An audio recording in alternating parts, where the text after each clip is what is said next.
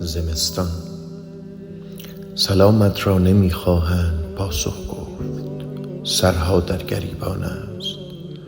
کسی سر بر نیارد کرد پاسخ گفتن و دیدار یاران را. نگه جز پیش پا را دید ندواند که ره تاریک و لغزان است. وگر دست محبت سوی کس یازی، به اکراه آورد دست از بغل بیرون که سرما سخت سوزان است. نفس که از گرمگاه سینه می آید برون، ابری شود تاریک چو دیواری ایستد در پیش چشمانت. نفس کینه است پس دیگر چه داری چشم ز چشم دوستان دور یا نزدیک.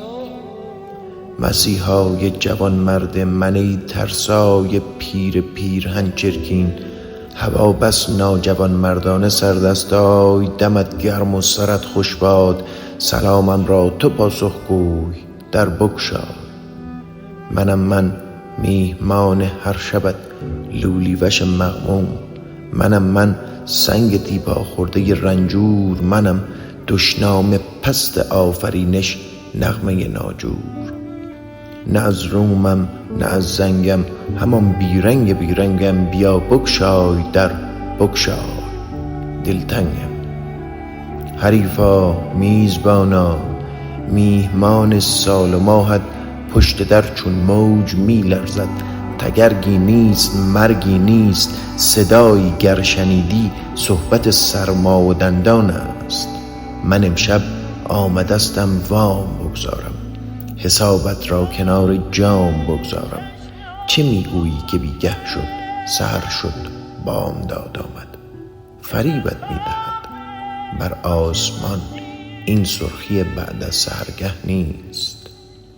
حریفا گوش سرما برده است این، یادگار سیلی سرد زمستان است. و قندیل سپهر تنگ میدان مرده یا زنده، به تابوت ستبر ظلمت نهدوی مرگندود پنهان است. حریفا رو چراغ باده را بفروز، شب با روز یکسان است. سلامت را نمیخواهند پاسخ گفت، هوا دلگیر درها بسته، سرها در گریبان، دستها پنهان، نفسها ابر، دلها خسته و غمگین. درختان اسکلت‌های بلوراجین، زمین دل مرده، سقف آسمان کوتاه، غبار آلوده مهر و ماه. زمستان.